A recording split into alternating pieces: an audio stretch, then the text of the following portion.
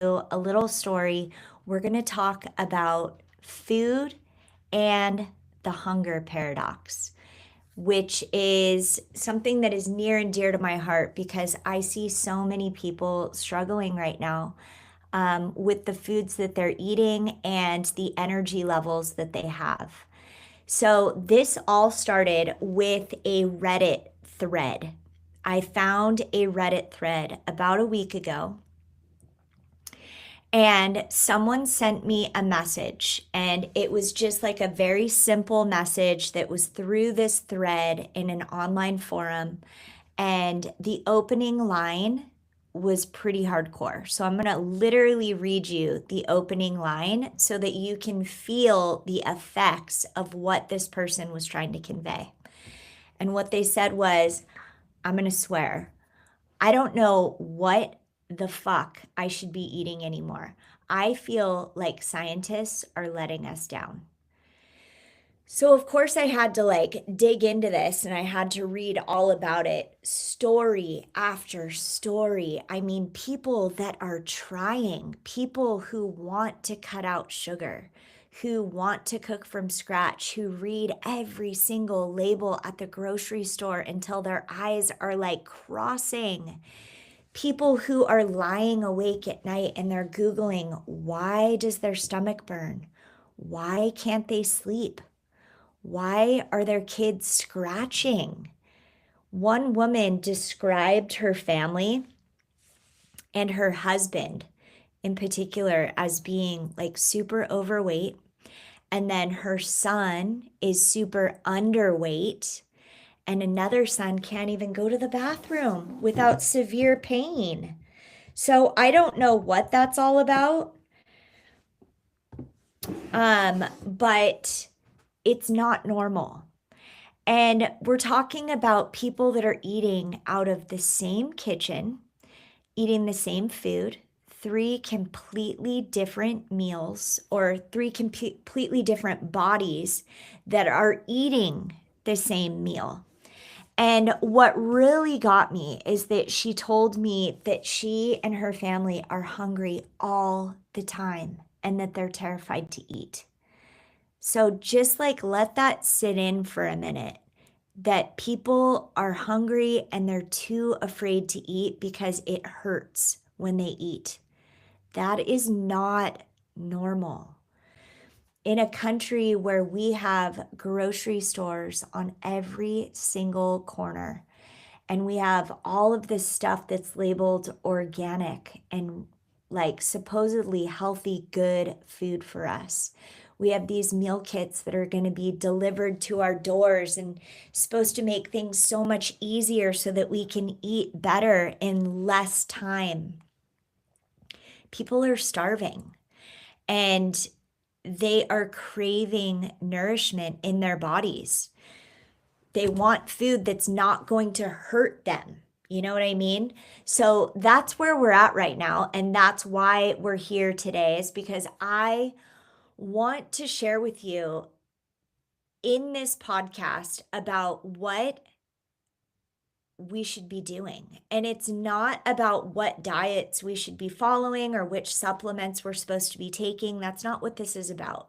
What it's about is something so much deeper.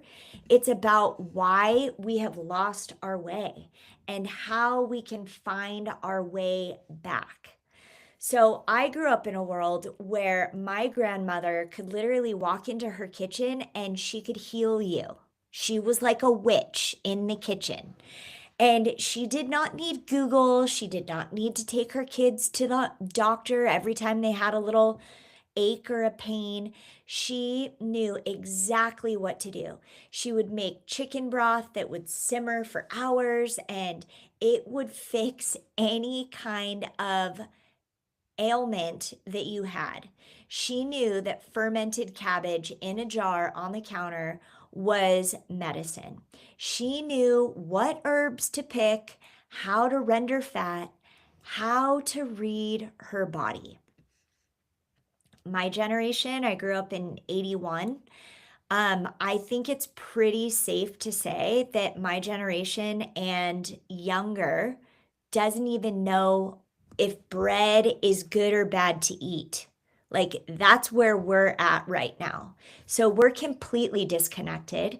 And that is the crux of the hunger paradox. And today we're going to try to begin untangling it together.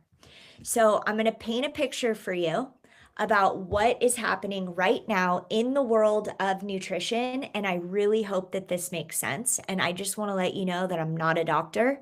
I am purely going off of my own research and what makes sense to me. So please take it or leave it for what it's worth.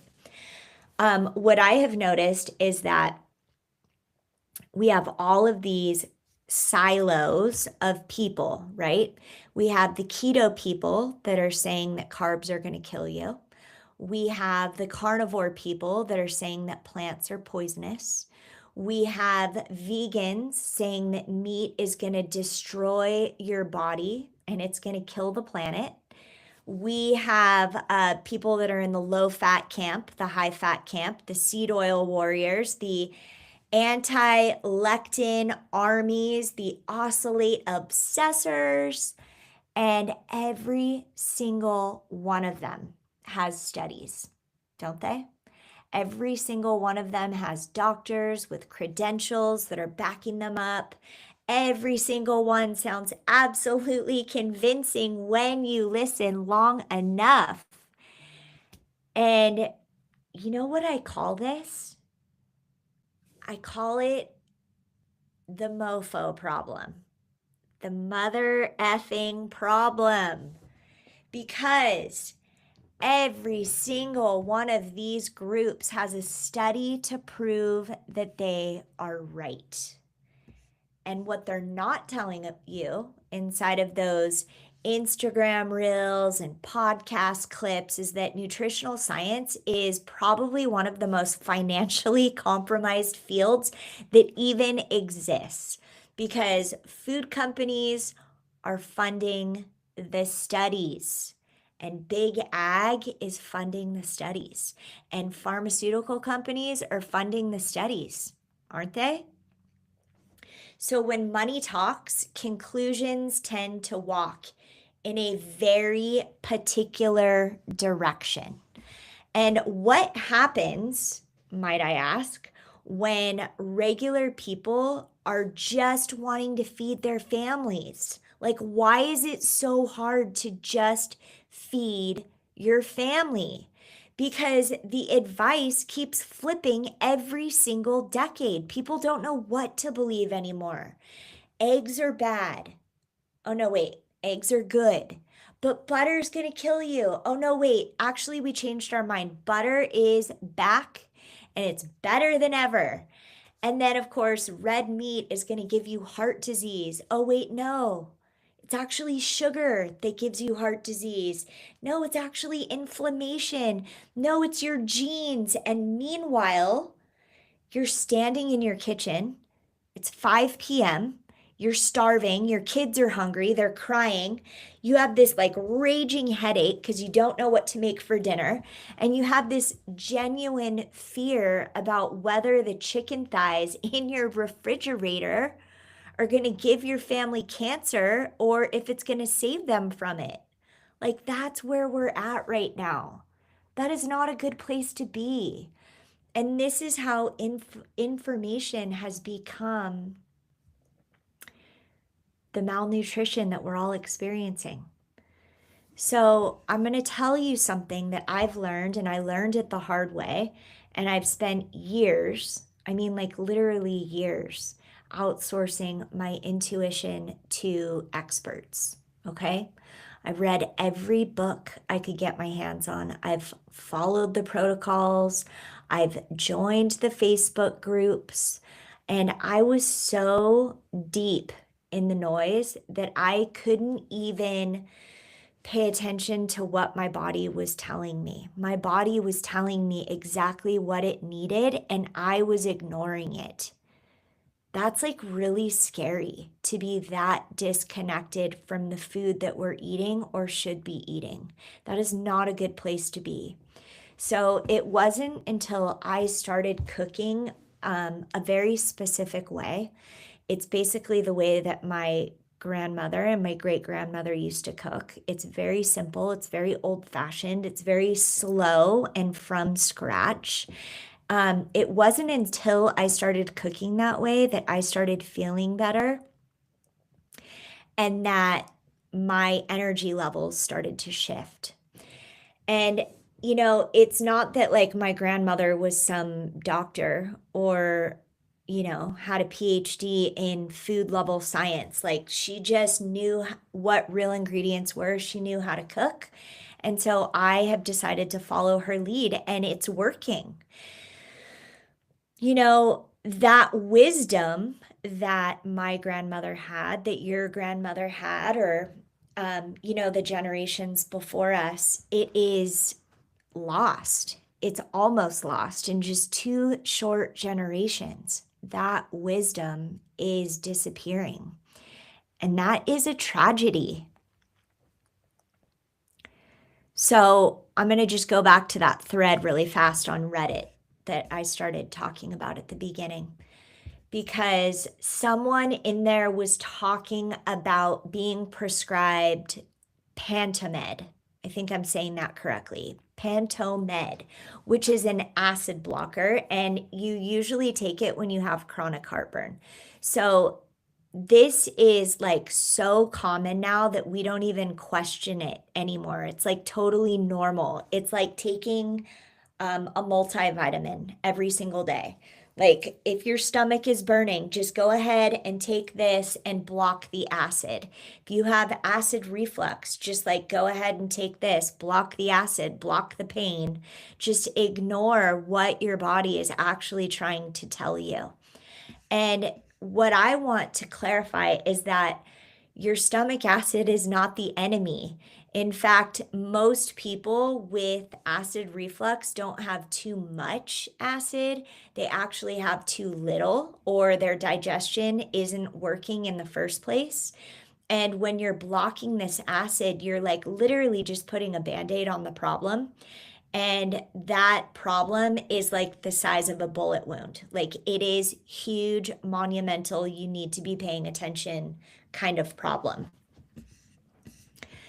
So the symptoms that you're experiencing, I mean, sure, they might go away for a little bit, but when you're looking years down the line, like what you're doing is dismantling your digestion a little bit at a time. So less acid means that your food isn't going to break down properly, which means that your minerals aren't going to get absorbed, which means that your gut is going to start fermenting the food in your stomach instead of actually digesting it. You're going to feel more bloated. You're going to have more inflammation. You're going to have way more problems than you ever had before. And it's just this loop that is like, it's designed on purpose to keep us sick and to keep you buying medication from them. So I just want you to keep that in mind. There was this other comment that I had read in that thread, and like it made my chest tighten. And it was this woman that was describing having this hiatal hernia, which is basically when part of your stomach pushes through your diaphragm, and it literally went undiagnosed for 2 years. Like 2 years of pain and being told that she was just like anxious and stressed, or like maybe it was acid reflux. It did not address the problem at all. And so she finally had this CT scan, and it showed that her stomach was literally moving into her chest cavity. And there was another person who shared about a friend who had this surgery and it damaged their vagus nerve. Now, if you don't know what the vagus nerve is, I'm just going to tell you, it is like the master communicator, or the communication highway that goes between your gut and your brain and your heart and your entire nervous system. So that was damaged. That nerve was damaged. And everything from your digestion to your mood to your heart rate can spiral out of control when that thing gets damaged. So there's a pattern I hope that you're starting to see, and that is that the system waits for you to break down. And it doesn't even ask, notice how I say it, the system does not ask about the food that you're eating or the stress that you're under or the soil that your vegetables are being grown in. Your health is being eroded over decades. And you know, my grandmother probably would have told me or told us that everything is preventative. And listening to our bodies before they break down is like the wisest thing that we can possibly do. And that food is always going to be the first medicine that we should go to. It should not be used as a last resort. But we have been taught the exact opposite. We have actually now been taught and conditioned to distrust ourselves and trust the prescription pad instead. That's scary. Like, we need to take our power back. We need to have sovereignty over our own bodies and the things that we are choosing to put into our bodies. So let's talk about what is actually happening at this moment in time to our food, because this is the real deal. And this is where you have the power to change your own life. First of all, let's talk about the soil. So, like, we know that the modern industrial farming has completely obliterated the soil. That is so sad.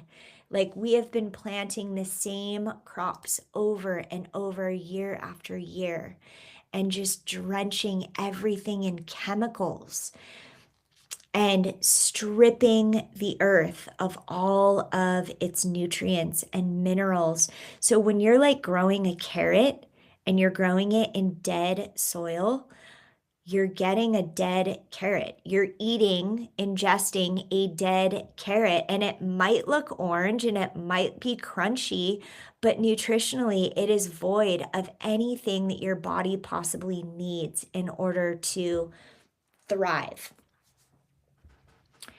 And studies have shown that vegetables today have 30 to 50% less minerals and vitamins than they did just 50 years ago. That is crazy. So basically, what that means in layman's terms is that you need to eat like 3 apples a day instead of just 1, just so that you could get the same nutritional benefits. I would say that that means that our soil is depleted. And then, of course, we have to address the issue of ultra processed foods, because that's also a huge issue in our convenience culture. All of this food is engineered. It's bioengineered. It is not real. It's made from chemicals and fillers and emulsifiers. It's filled with preservatives that completely destroy our gut microbiome. And then we're eating this supposedly organic, beautiful, healthy, vibrant food with seed oils. And seed oils are oxidizing underneath all of that heat, and it's creating this crazy inflammation in your body. That's why when you go to eat at restaurants, you can't take your wedding ring off because your fingers are so swollen and your body feels stiff and you don't feel good after you eat. People are telling me, like, they are telling me this all the time, every single week. They're saying, well, gosh, you know, Molly, I switched to organic, or I'm really eating clean. Why do I still feel terrible? You feel terrible because of the bioavailability of the food that you're eating. If your body cannot recognize the food that you're putting into it, it's not going to be able to use it. It doesn't matter how clean the label looks on the packaging that you're eating. If your body can't absorb those nutrients, it does you no good. You're eating empty calories. You're eating things that are going to make you sick and run down and inflamed. So, here's something that actually really surprised me. And I'm going to share it with you because I think it might surprise you too. I learned this in culinary school. Raw dairy that you get from a healthy grass-fed cow has more vitamin C than an orange. But when you are combining that with fat-soluble vitamins that actually help absorb all of the nutrients into your body, that is what you need. That is what we're talking about when we talk about food synergy, how these ingredients and compounds work together to help your body absorb all of the nutrients that it needs. So when your food is coming from an animal that ate grass underneath the sun, and it wasn't eating corn or soy and living in some weird concrete barn, you are going to feel better. So, another example would be beef tallow. Humans have been cooking with beef tallow for thousands of years. It is stable and you can cook with it at a super high heat. It doesn't go rancid like seed oils or many seed oils do. It nourishes your skin from the inside out. And my great grandmother and my grandmother used it topically as well as they used it for cooking. Um, it's not stored in a plastic bottle, so like all of those plastics and toxins aren't soaking into that fat. There are no chemicals. It's just literally made and rendered from animals that they raised. That's the way it should be. Simple, clean, real food. Like nothing fancy, totally old fashioned, totally doable. Another thing that our grandparents did and our great grandparents did is that they fermented everything.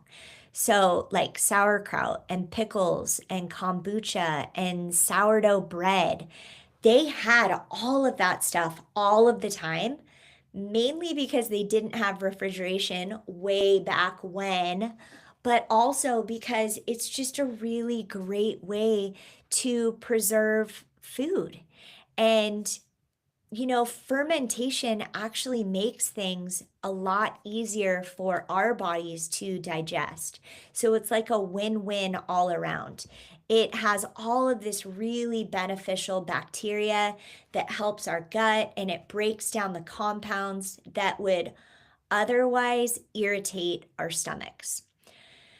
My grandmother used to make sauerkraut all the time, and she would have these huge crocks that would be in the basement. And of course, it wasn't called probiotics back then, and it wasn't even considered something that was like good for your gut. You didn't need any of that. She just knew that she needed to preserve as much of her harvest as she could from her garden. And so she always had sauerkraut that was like sitting on the counter or sitting in her basement. So I just want to bring this home for you so that it makes sense. And I hope this doesn't sound too sharp, but it probably will. What I want you to know is that a scientist is not going to come and save you. And a doctor does not have a one size fits all answer. And no Instagram influencer is going to have your body's exact blueprint for what it is that you need. You are in charge of your health. You are in charge of the food that you choose to eat. You are in charge of your body. So your sovereignty is going to start the moment that you stop asking, what diet should I follow? And it should be asking, how does this food make me feel? Do I feel good after I eat it? Do I feel energized? Do I feel less tired? Are my sugar cravings going down? Do I have less irritation in my stomach? What food sovereignty means is that you need to strip back food to its most simple form, meaning you need to start eating foods that you actually recognize and foods that are attached to a farmer that has actually grown that food, not food grown in labs, not food grown in big ag, but small farmers that you could possibly look at in the eye, shake their hand, and ask how that food is grown. You want food that your great grandmother cooked with. That's what you're looking for. So it means learning all of these old world skills. It means rendering fat and making broth from scratch and fermenting vegetables and baking real bread. Maybe it means milling your own flour if you feel like that's the direction that you want to go. But you need to grow something. You need to learn how to make food from scratch. And you need to start asking questions. You need to start advocating for yourself. You need to literally start trusting your gut. So this is exactly why the Sovereign Kitchen Society exists. It exists because I don't want to give you another set of rules that you have to follow. But what I do want to do is I want to help you rebuild trust inside of your own body. I want you to use your own intuition, and I want you to start sourcing real food because you're going to feel better. When you know your farmers, your whole life is going to change. I mean that wholeheartedly. Like, even the food that you're going to eat is going to change because of the people that you know that are growing the food that you are eating. So when you're cooking slowly, your nervous system is going to relax, it's going to calm down. You're going to stop outsourcing your health to corporations. Your mind is going to clear. You're probably going to sleep better.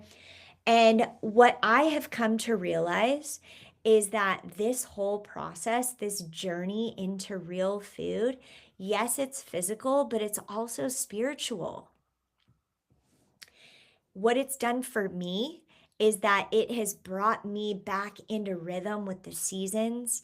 It's helped me reconnect with my family, believe it or not, because we're eating together around the dinner table, home cooked food where we have time to talk and reconnect as a family. And then, of course, it's putting me back in touch with my own self. I'm like coming into myself and feeling better, and my mind is clearer. And when I feel better, I do better and I show up in the world differently. So that's what I want for you. But it truly does start with the food that you eat. So if I could just give you one thing that you could start doing today, it would be try to start making just one thing from scratch this week. Maybe it's a bone broth. Maybe it's sauerkraut. Maybe it's a sourdough starter that you're starting from scratch. But just do one thing that is going to help you connect to the process of scratch cooking and sourcing ingredients from reputable people. Maybe you find a farmer's market in your area, or you focus on sourcing your food from people that you can trust.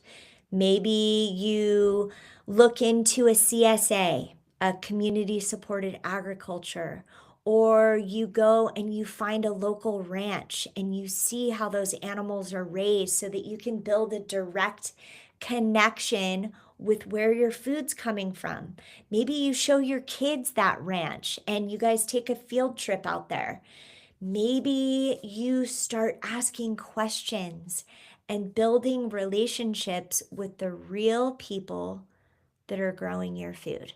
That's where it starts. So stop blocking the symptoms of your problems. Start listening to your body. Start listening to what your body is trying to tell you, because it is truly talking to you. So if you have pain, if you have fatigue, if you have bloating, just know that those are messages that your body is sending to you, trying to get you to pay attention to the problem. If the food that you are told is healthy, or you're told that it is healthy and it makes you feel awful, you need to trust yourself.